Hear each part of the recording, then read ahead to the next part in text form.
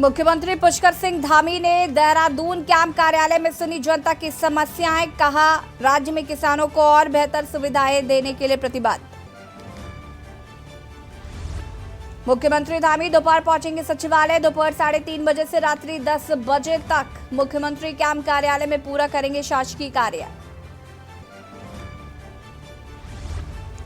पूर्व नेता प्रतिपक्ष प्रीतम सिंह के नेतृत्व में कांग्रेसियों के प्रतिनिधि मंडल ने सीएम से की मुलाकात। दून में स्मार्ट सिटी के कार्यों पर भी उठाए सवाल। केदारनाथ के लिए आज से शुरू हुई हेली टिकटों की बुकिंग। मंगलवार 12 बजे दोपहर से शुरू होगी ऑनलाइन बुकिंग। आईआरसीटी की वेबसाइट से कर सकेंगे बुकिंग। केदारनाथ यात्रा के लिए 15 जून तक जारी रहेगा रजिस्ट्रेशन पर रोक। पर्यटन विभाग ने अभी तक ऑनलाइन रजिस्ट्रेशन पर लगाई थी रोक। देहरादून में गोडसे वाले बयान को लेकर पूर्व सीएम त्रिवेंद्र रावत के आवास को घेरने पहुंचे कांग्रेस के कार्यकर्ताओं को पुलिस ने विधानसभा के पास रोका। आप देख रहे हैं के न्यूज, खबरों का सारथी। नमस्कार, खबर उत्तराखंड में आप सभी का स्वागत है। मैं हूं आपके साथ यशी शुक्ला। देहरादून से खबर आपको बता देते हैं, जहां पर महापंचायत पर असदुद्दीन ओवैसी का ट्वीट। पुरोला में 15 जून को होनी है महापंचायत। उन्होंने कहा महापंचायत पर तत्काल लगाई जाए रोक और वहां रहने वाले लोगों को मुहैया कराई जाए सुरक्षा। पलायन करने वालों को वापस आने का हो इंतजाम।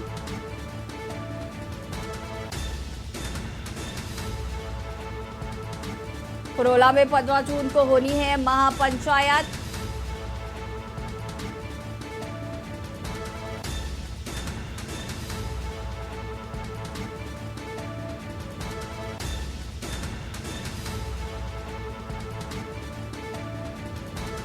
पलायन करने वालों को वापस आने का हो इंतजाम। असदुद्दीन ओवैसी ने किया ट्वीट। महापंचायत पर असदुद्दीन ओवैसी का ट्वीट और ये हम आपको दिखा रहे हैं जो असदुद्दीन ओवैसी द्वारा ट्वीट किया गया है। 15 जून को होने वाली महापंचायत पर तुरंत रोक लगाई जाए। वहां रह रहे लोगों को सुरक्षा प्रदान किया जाए। यहां से पलायन कर गए लोगों को वापस बुलाने का इंतजाम किया जाए। भाजपा सरकार का काम है कि गुनहगारों को जेल भेजे और जल्द अमन कायम हो।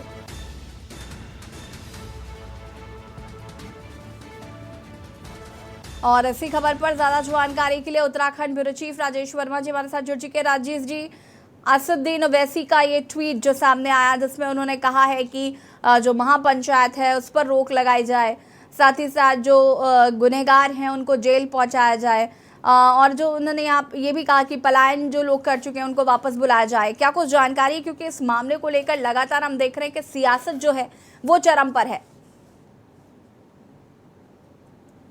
बिल्कुल यशी, देखिए लगातार देखा जा रहा है कि चाहे वो उत्तरकाशी का मामला हो या फिर पुरोला का मामला हो, मतलब जिहाद से लेकर तमाम जो है चीजों को लेकर के राज्य सरकार जो है वो लगातार सख्ती बरते हुए है। लेकिन कहीं ना कहीं देखिए एक दो समुदाय के बीच जो है इस तरीके की झड़प होना और जो है कहीं ना कहीं उनका पलायन उनके गांव से होना, जो लंबे समय से वहां पर मौजूद थे, तो एक ये चिंता का विषय भी है राज्य सरकार के लिए। और यही वजह है कि जो AIM के जो प्रेसिडेंट हैं और उन असदुद्दीन ओवैसी, उनका ये ट्वीट आया है। उन्होंने ये साफ किया है कि जो इस तरह की कंट्रोवर्सी जो है पहाड़ पर फैल रही है तो उसको रोका जाए और व्यवस्था जो है वो सरकार का दायित्व बनता है कि इन तमाम जो लोग वहां से पलायन कर चुके हैं उन लोगों को जो है दोबारा उनको वहां पर स्थापित किया जाए। तो कहीं ना कहीं एक कंट्रोवर्सी जो है इन दो समुदाय को लेकर के लगातार बनी हुई है और ये एक राजनीति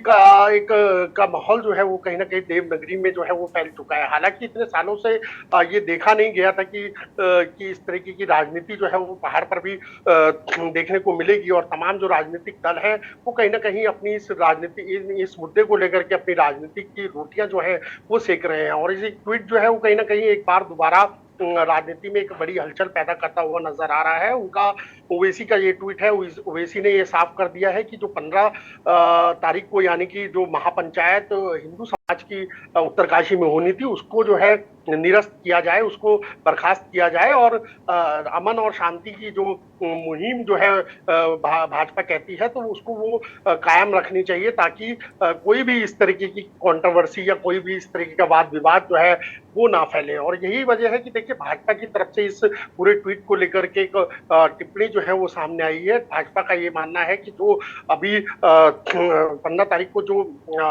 हिंदू समाज की जो उत्तरकाशी में महापंचायत होनी थी और उसके बाद जो है 18 तारीख को जो है वो देहरादून में मुस्लिम समुदाय की भी एक महापंचायत इसी प्रकरण को लेकर के होनी है। तो भाजपा ने ये साफ किया है कि अगर ओवैसी ने इस तरीके का ट्वीट किया है कि हिंदू समाज अपनी जो है महापंचायत जो है रद्द करे, और तो ओवैसी का को भी एक और जो है अपना दायित्व निभाना चाहिए कि उनको एक और ट्वीट करना चाहिए कि जो 18 तारीख को जो मुस्लिम समुदाय की जो महापंचायत देहरादून में होने जा रही है तो उसको भी उनको निरस्त करना चाहिए, क्योंकि देवनगरी बहुत शांत इलाका है और यहाँ पर इस तरीके के वाद विवाद और कंट्रोवर्सी इस तरीके की नहीं फैलनी चाहिए। तो तमाम ऐसी चीजें हैं जिनको लेकर के लगातार जो है कहीं ना कहीं अब राजनीतिक माहौल जो है यशी वो काफी तेज जो है वो दिखता हुआ नजर आ रहा है। तमाम जो राजनीतिक दल हैं वो लव जिहाद की बात करें या जिस तरीके से वो परोला में हम लोगों ने घटना देखी है कि जो मुस्लिम समुदाय के कुछ लोग हैं जिनको विवाद के चलते जो है वहां से पलायन करना पड़ा, तो ये ऐसी चीजें इस देवनगरी में देखने को नहीं मिली और इसको सरकार का दायित्व बनता है कि इन सब चीजों को मैनेज करे और किसी भी तरीके से जो बड़ा विवाद जो इस तरीके का तूल पकड़ता नजर आ रहा है, जो हिंदू हो या मुस्लिम हो, इन लोगों की जो महापंचायतें को लेकर के सवाल जवाब हो रहे हैं, तो कहीं ना कहीं एक राजनीतिक माहौल के साथ साथ प्रदेश का माहौल भी जो है वो बिगाड़ने की कोशिश जो है विशेषकर समुदाय की तरफ से की जा रही है। तो कहा जा सकता है कि इस पूरे मामले को लेकर के अब राजनीतिक टूल जो है वो पकड़ी गई है। केंद्रीय नेताओं से लेकर तमाम लोग जो है इस पे अब इंटरफेयर कर रहे हैं, तो ये एक बेहद चिंता का विषय है और इसको लेकर के लगातार जो राजनीतिक माहौल है वो ये गर्म है। जी बिल्कुल राजेश जी, देखिए यहाँ पर अगर बात करें तो देखिए सियासत भी अपनी चरम पर है इस पूरे मामले को लेकर। विपक्ष भी तमाम सवाल खड़े कर रहा है, इसे एक एजेंडे के तौर पर करार दे दिया है कि एक एजेंडा है चूंकि लोकसभा चुनाव है। ऐसे में असदुद्दीन ओवैसी का भी ये ट्वीट आ रहा है। फिलहाल अगर हम बात करें तो देखिए महापंचायत होने वाली, इसको लेकर प्रशासन किस तरीके से तैयारियां कर रहा है, ये भी काफी अहम हो जाता है जानना। देखिए प्रशासन बिल्कुल अलर्ट है। प्रशासन ने लगातार जो परोला की घटना हुई हो या उत्तरकाशी की घटना हुई हो तो तमाम जिलाधिकारियों को खास तौर से इस तरीके के जो वाद विवाद फैल रहे हैं उसको लेकर के बिल्कुल सतर्क निर्देश जो है वो धामी सरकार की तरफ से दिए गए हैं। और धामी सरकार का यही कहना है कि अगर कोई भी इसमें अपराधी होता है या कोई भी इस तरीके का इस मामलों में सम्मिलित होता है उसके खिलाफ जो है कठोर कार्रवाई जो है वो राज्य सरकार द्वारा की जाएगी। लेकिन देखिए अब मामला जो है वो कहीं ना कहीं हाथों से निकलता नजर आ रहा है। जिस तरीके से महापंचायतों का सिलसिला जो आज तक देखने को नहीं मिला, वो इस तरीके की पंचायतें जो है वो इस प्रदेश में होने जा रही है, उसको लेकर के ओवैसी का ट्वीट आना और उसके बाद भाजपा का दूसरा वार जो है ओवैसी पर ये होना कि उनकी जो 18 तारीख को महापंचायत होने जा रही है देहरादून में उसको भी निरस्त किया जाए। देखिए अब ये कहीं ना कहीं अब इस तरीके के ट्वीट वार जो है वो हो चुके हैं, लेकिन धरातल पर जो विशेषकर जो समुदाय है, जो तमाम लोग जो लंबे समय से वहां पर रह रहे थे और अभी तक पहाड़ की राजनीति में समझिए या पहाड़ में इस तरीके की कंट्रोवर्सी नहीं देखी गई, क्योंकि ये यहाँ पर जितने भी जो भी समुदाय के लोग हों वो सभी भाईचारे से रहते हैं, इसमें कोई दो राय नहीं है। लेकिन लंबे समय से अभी कुछ समय से जो है इस तरीके की वाद विवाद जो है वो सामने निकल के आ रहे हैं। हालांकि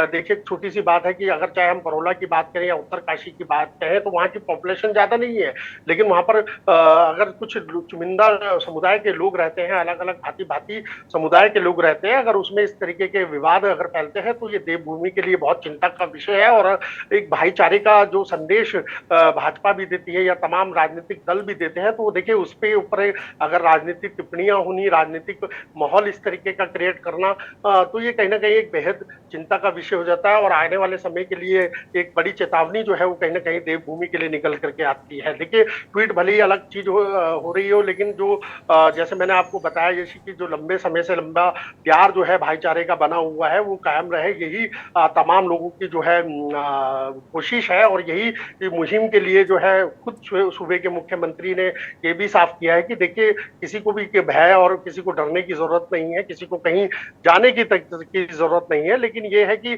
जो भी इसमें अगर कोई सम्मिलित होता है, कोई बड़े इस अपराध में मौजूद होता है, तो देखिए उसके खिलाफ, चाहे वो किसी भी धर्म का हो, उसके खिलाफ जो है वो कड़ी कार्रवाई जो है वो की जाएगी। लेकिन एक बार ट्वीट जिस तरीके से ओवैसी का आया है, तो कहीं नहीं राजनीतिक माहौल जो है वो दोबारा गर्मा चुका है। राजनीति जो है वो इस समय जो है खासतौर के जो महापंचायतें हैं होने जा रही हैं, उनको लेकर के हो चुकी हैं। आप देखना होगा कि जो पंचायतें हैं, जो अभी एक निवेदन जो है हिंदू संगठन से ओवैसी ने किया है कि उनको निरस्त करनी चाहिए, उनको ये पंचायत नहीं होनी चाहिए। और जो परोला से या उत्तरकाशी से जिन लोगों ने पलायन कर लिया, उनको सरकार दोबारा वहीं पर विस्थापित करे। तो ये अभी चिंता का विषय है, और इसके ऊपर सरकार कितना इस पे अब काम करेगी, ये बहरहाल देखना होगा। क्या हिंदू संगठन की वो महापंचायत जो है वाकई निरस्त हो जाएगी, या फिर भाजपा जो टारगेट कर रही है ओवैसी के इस बयान को लेकर के कि 18 तारीख को जो महापंचायत तो मुस्लिम समुदाय की होनी है, वो भी क्या निरस्त होगी। अगर एक समुदाय की अगर ये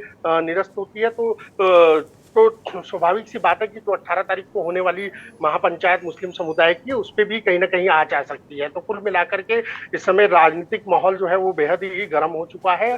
परोला और उत्तरकाशी की घटना ने वाकई ही जो है कहीं ना कहीं जो भाईचारे का एक प्रेम और एक संदेश जो देवभूमि के अंदर देखने को मिलता था, उस पर कहीं ना कहीं सवालिया निशान लगा दिए हैं। बिल्कुल, बहुत बहुत शुक्रिया आपका तमाम जानकारी देने के लिए राजेश जी। और बता दें आपको कि यहाँ पर फिलहाल परोला की घटना के बाद असदुद्दीन ओवैसी का जो ट्वीट आया है, उसके बाद से सियासत शुरू हो गई है। खबर उत्तराखंड के बागेश्वर से है, जहां पर बागेश्वर गिरेशीना मोटरमार्ग स्थित नलगाड़ के समीप एक पिकअप गहरी खाई में गिर गई। इस हादसे में 3 लोगों की मौत हो गई है, जबकि 3 लोग घायल हो गए हैं। घायलों में से एक की हालत गंभीर है, उनका इलाज जिला अस्पताल में चल रहा है। बताया जा रहा है कि चालक को नींद आने की वजह से यह हादसा हुआ। पुलिस के अनुसार चालक को नींद की झपकी आने के कारण पिकअप वाहन असंतुलित हो गया। इस हादसे में इरशाद अहमद, असलम व साजिद की मौत हो गई, जबकि जहरान खान, आकाश सुलेमान घायल हो गए। घटना की सूचना के बाद पुलिस व दमकल कर्मी मौके पर पहुंचे। सभी बेरीनाग में आयोजित होने वाले मेले में शामिल होने जा रहे थे।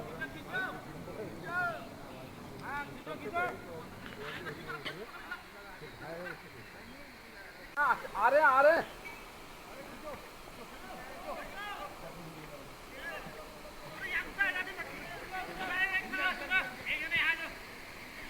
जाओ यार, बाल को जाओ। अतिक्रमण अभियान पर आपत्ति करते हुए कांग्रेसियों ने सीएम पुष्कर सिंह धामी को ज्ञापन सौंपा है। कांग्रेसियों ने तत्काल इस पर तत्काल रोक लगाने की मांग की है। कांग्रेस नेताओं ने सीएम से कहा है कि 50-50 वर्ष से बसे लोगों को हटाया जा रहा है, जिससे वो खुले आसमान के नीचे जीवन बिताने को मजबूर हो गए हैं। बता दें कि पूर्व नेता प्रतिपक्ष प्रीतम सिंह के नेतृत्व में कांग्रेसियों के प्रतिनिधि मंडल ने सीएम से उनके कार्यालय में भेंट की, साथ ही स्मार्ट सिटी के कार्यों पर भी सवाल उठाए। उन्होंने कहा कि स्मार्ट सिटी के नाम पर चल रहे निर्माण कार्यों के चलते पूरे शहर में सड़कें खुदी हुई हैं, आज दिन दुर्घटनाएं हो रही हैं, यातायात व्यवस्था पूरी तरह से पटरी से उतर चुकी है।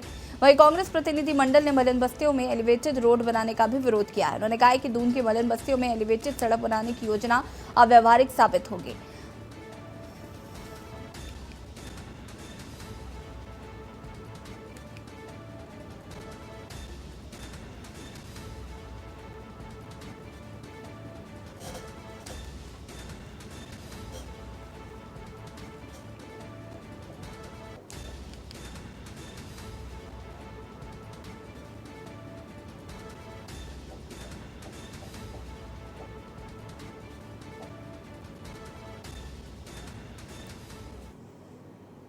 खबर देहरादून से, जहां पर गोडसे वाले बयान को लेकर पूर्व सीएम त्रिवेंद्र सिंह रावत के आवास को घेरने जा रहे कांग्रेस कार्यकर्ताओं को पुलिस ने विधानसभा के पास रोक लिया। यहां प्रदर्शनकारियों की पुलिस से नोकझोंक भी हुई है। कुछ कार्यकर्ताओं ने बैरिकेडिंग लांघते हुए आगे बढ़ने का प्रयास किया, जिन्हें पुलिस ने पकड़ लिया। युवा कांग्रेस प्रदेश अध्यक्ष सुमितर बुल्लर की अगुवाई में कांग्रेस कार्यकर्ताओं ने पूर्व मुख्यमंत्री त्रिवेंद्र सिंह रावत के खिलाफ जमकर नारेबाजी की है। युवा कांग्रेस कार्यकर्ताओं के बैरियर पर चढ़ने को लेकर पुलिस से नोकझोंक हुई। हालांकि बाद में कांग्रेसियों ने सिटी मजिस्ट्रेट को ज्ञापन सौंपकर वापस लौट आए हैं।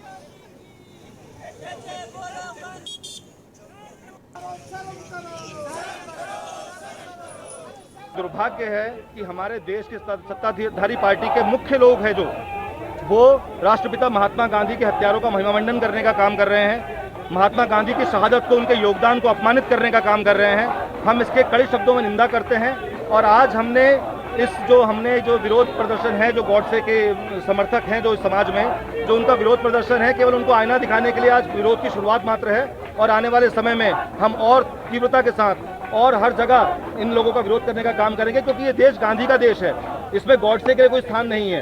और गॉडसे को तो हम आज़ाद भारत का पहला आतंकवादी मानते हैं और उसको ये राष्ट्रभक्त कहने की बात करते हैं। और इसी बीच आपको दिल्ली से खबर बता देते हैं। दिल्ली एनसीआर में महसूस किए गए भूकंप के झटके करीब 10 सेकंड तक महसूस किए गए हैं झटके। बड़ी खबर आपको हम बता रहे हैं। पंजाब में भी महसूस किए गए भूकंप के झटके, श्रीनगर में भी महसूस किए गए हैं भूकंप के झटके। बड़ी खबर आपको हम बता रहे हैं, जहां पर दिल्ली एनसीआर में महसूस किए गए भूकंप के झटके काफी तेजी से थे। लोगों के जो घरों के जो पंखे हैं जो बंद पड़े हुए थे वो हिलने लगे और लोग अपने घरों से निकलकर बाहर आकर खड़े हो गए पार्कों के अंदर। और उसी के साथ साथ जितने भी जो लोग घरों के अंदर बैठे हुए थे, जो इमारतों में बैठे हुए थे, वो सभी लोग निकल के बाहर आके खड़े हो गए।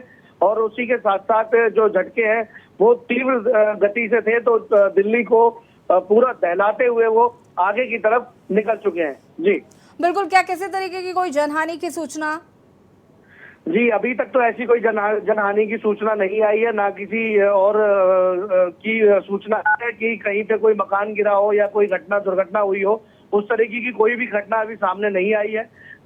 बाकी अभी सभी लोग सुरक्षित हैं। जी ठीक है प्रवीण, बहुत शुक्रिया आपका तमाम जानकारी के लिए। और बता दें कि दिल्ली एनसीआर में महसूस किए गए भूकंप के झटके करीब 10 सेकंड तक आए हैं झटके। हालांकि किसी तरीके की दुर्घटना की सूचना नहीं है।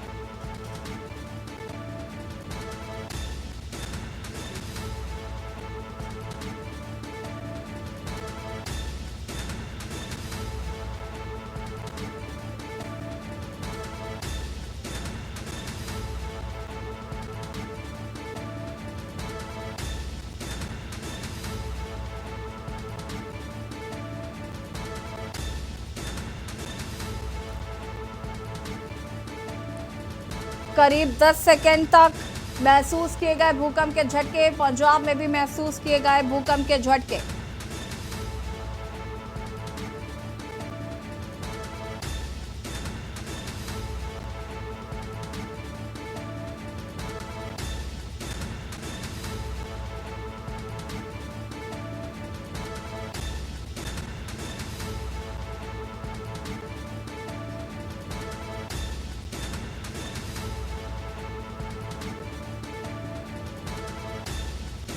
पाँच 5.2 रिएक्टर पर मापी गई है तीव्रता। दिल्ली एनसीआर में भूकंप के झटके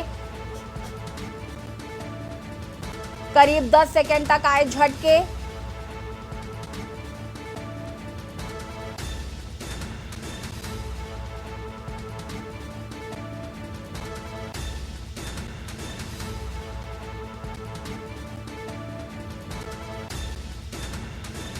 दिल्ली समेत उत्तर भारत में भूकंप के झटके, भारत से लेकर पाकिस्तान तक भूकंप के झटके महसूस किए गए हैं। मणिपुर में भी महसूस किए गए हैं झटके।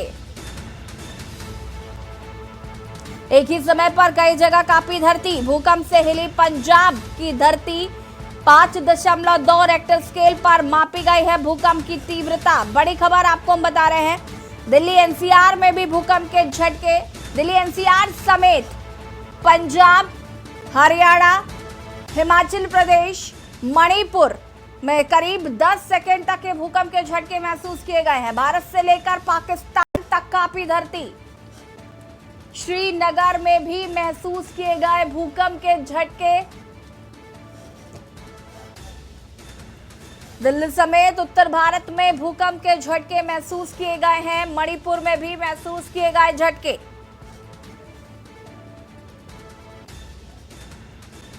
भूकंप से हिली पंजाब की राजधानी चंडीगढ़।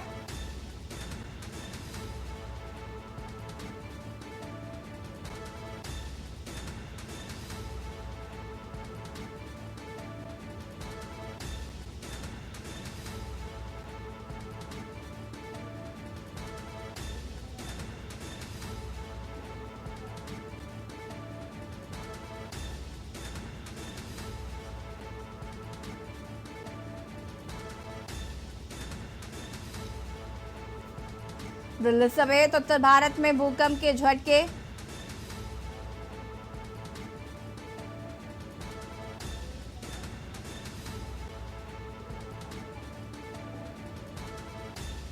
भूकंप से हिली पंजाब की राजधानी चंडीगढ़। 5.2 रेक्टर स्केल पर मापी गई तीव्रता। दिल्ली एनसीआर में भूकंप के झटके भारत के साथ साथ पाकिस्तान में भी महसूस किए गए हैं भूकंप के झटके। करीब 10 सेकंड तक कांपी धरती।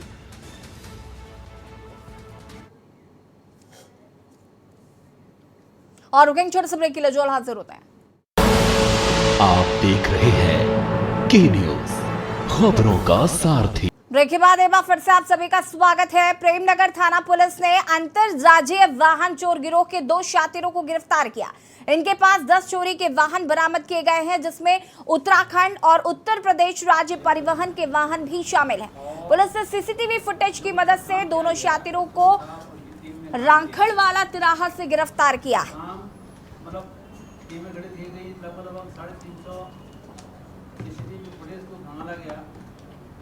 थाना प्रेमनगर क्षेत्र से एक मोटरसाइकिल चोरी की घटना हुई थी और उसकी वर्कआउट करने के लिए टीमें गठित की गई थी। लगभग 350 सीसीटीवी फुटेज को खंगाला गया और खंगाल करके 2 व्यक्ति संदीप कटारिया है, नाबिल लियाकत, दोनों शहर के रहने वाले हैं। इनको हिरासत में लिया गया, इनसे पूछताछ करी गई। कुल 10 रुपया वाहन इनके माध्यम से रिकवर की गई हैं, जिसमें से आपकी 3 स्कूटी हैं, 7 मोटरसाइकिल हैं और 4 वाहन। मुख्यमंत्री पुष्कर सिंह धामी ने देहरादून में मुख्यमंत्री कैंप कार्यालय स्थित स्वागत कक्ष में जनता की समस्याओं को सुना। इस दौरान भारतीय किसान यूनियन वेलफेयर फाउंडेशन के राष्ट्रीय अध्यक्ष सोमदत्त शर्मा के नेतृत्व में भारतीय किसान यूनियन वेलफेयर फाउंडेशन के पदाधिकारियों ने मुख्यमंत्री से भेंट कर उत्तराखंड में कृषि और उद्यान को तेजी से बढ़ावा देने एवं किसानों के हित में सरकार द्वारा लिए जा रहे निर्णयों की सराहना की है और मुख्यमंत्री का आभार भी व्यक्त किया है। राज्य में किसानों को और बेहतर सुविधाएं मिल सके, इसके लिए उन्होंने मुख्यमंत्री को मांग पत्र भी सौंपा। हमारे यहाँ कलेक्ट्रेट में ये जनता दरबार आयोजित किया गया था और इसमें टोटल 106 शिकायतें प्राप्त हुई हैं और इसमें से अधिकतर शिकायतें राजस्व विभाग की भूमि से संबंधित विवाद को लेकर के हैं, जिसमें कई तहसील विकास नगर की हैं, कुछ तहसील सदर की हैं, जो आपसी विवाद है भूमि का और भूमि पे अवैध कब्जे को लेकर के है। तो इस संबंध में संबंधित क्षेत्र के तहसीलदार और एसडीएम को निर्देशित कर दिया गया है कि वो जो भी शिकायत करता है उनको एक बार सुन ले और सुन करके जो भी उनकी शिकायत है उसमें जाँच करके आख्या इसमें प्रेषित करेंगे और इसमें हम फिर अगला जनता दरबार जो होगा तो हम इसमें फिर रिव्यू करेंगे कि शिकायत में क्या कार्रवाई हुई है। रुड़की के सिविल लाइन कोतवाली क्षेत्र के बेलरा ग्राम में एक युवक की संदिग्ध परिस्थितियों में मौत हो गई, जिसके बाद ग्रामीणों ने युवक की हत्या का आरोप लगाते हुए कोतवाली का घेराव किया है और जमकर नारेबाजी की है। आपको बता दें कि रुड़की के एक टेंट हाउस में काम करने वाला पंकज नाम का युवक बीती रात काम खत्म कर वापस घर जा रहा था। रास्ते में पंकज की संदिग्ध परिस्थितियों में मौत हो गई। ग्रामीणों का आरोप है कि गांव के ही कुछ लोगों के द्वारा पंकज की हत्या की गई है। हत्या का आरोप लगाकर आज ग्रामीणों ने कोतवाली का घेराव किया। बहुजन समाज पार्टी का जिला अध्यक्ष, हमें जो प्रकरण पता लगा हम यहाँ पे पहुंचे हैं और हमारे ऑफिसर जो बात हुई है उन्होंने हमें पूरा आश्वासन दिया है कि कानून के प्रक्रिया के अकॉर्डिंग हम सारी कार्रवाई करेंगे। उन्हें पूरा आश्वासन दिया है। अब कानून के अकॉर्डिंग हमें थोड़ा सा वेट करना चाहिए, अगर कार्रवाई नहीं होती फिर उसके आगे हम कार्रवाई करेंगे। देखो हम जो हैं, देखो मैंने यूपीएससी की तैयारी करी है तो मैं ये कहूँगा, देखो हमें कानून पे भरोसा तो करना ही पड़ेगा। कानून के अगर तुम ये कहो कानून अपना काम नहीं कर रहा तो किस पे भरोसा करोगे, ये बताओ। तुम कोई और एजेंसी है तुम्हारे पास जिस पे तुम भरोसा करोगे? तो आपको पुलिस की कार्रवाई पे थोड़ा भरोसा करना पड़ेगा, या फिर आपके पास एविडेंस हो पूरे। अगर आपके किसी ने सीसीटीवी कैमरा बना रखा हो उसे करते हुए तो आप दिखा दो। अगर फिर पुलिस कार्रवाई नहीं करे तो हम आपके साथ हैं। प्रकरण ये है कि रात को एक एक्सीडेंट हुआ है बेलेडा गांव में एक ट्रैक्टर ट्रॉली से, ठीक है। इसकी सूचना सवेरे पुलिस को मिली है। पुलिस तब से ही कार्रवाई में लगी हुई है। अभी डेड बॉडी का जो है पंचायतनामा पोस्टमार्टम की कार्रवाई एक तरफ चल रही है। उसके अलावा हम इन लोगों से अपील कर रहे हैं, रिक्वेस्ट कि आप हमें उचित तहरीर दीजिए, हम तुरंत मुकदमा पंजीकृत करेंगे। जिससे एक्सीडेंट हुआ है उसके मालिक को पुलिस ने अपनी उसमें ले लिया है। अभी उससे हम पूछताछ करेंगे कि कैसे कैसे हुआ था। वहाँ पे अन्य लोग भी मौजूद थे, 108 की गाड़ी भी मौजूद थी, 2-3 गवाह थे प्रत्यक्षदर्शी जिनके द्वारा पुलिस को सूचना दी गई थी, उनके भी बयान दर्ज करेंगे और जो भी उचित कार्रवाई है जल्दी से जल्दी करेंगे। चलो मान ला के एक्सीडेंट हो भी कहा था तो ये थोड़ा है ना कि मतलब आफत मचा दी, मार के घेर दे, बेचारे की परिवार की जिंदगी बर्बादी कर दी। पापा बीमार है उसके, मम्मी बेचारी की बीमार है, बहू की इसकी छोटी सी उम्र है बेचारी की। तो किस मांगों को लेकर आज आप परिवार को सोल्यूशन मिलना चाहिए, इंसाफ मिलना चाहिए। ये नहीं कि 3-4 मैटर ऐसे चमारों के हो गए भाई, जो फाइलें वहीं की वहीं बंद करके छुट्टी कर दी उसकी, ऐसा ना होना चाहिए चमारों के साथ। सolution तो चाहिए, ये तो सरकार सोल्यूशन देगी, अगर नहीं अभी सरकार सोल्यूशन निकालेंगे उसका हम कुछ बाद में निर्णय करेंगे। अभी तो हम आपको बता ही नहीं सकते हमें क्या चाहिए, सरकार निर्णय सुनना चाहिए, सरकार क्या सोल्यूशन निकाल रही है उनके लिए। पहले तो सरकार का सोल्यूशन सुनेंगे ना, उसके बाद में फिर अपना बताएंगे। और बुलेटिन में फिलहाल आता है, देखते रहिए के न्यूज़ इंडिया। नमस्कार।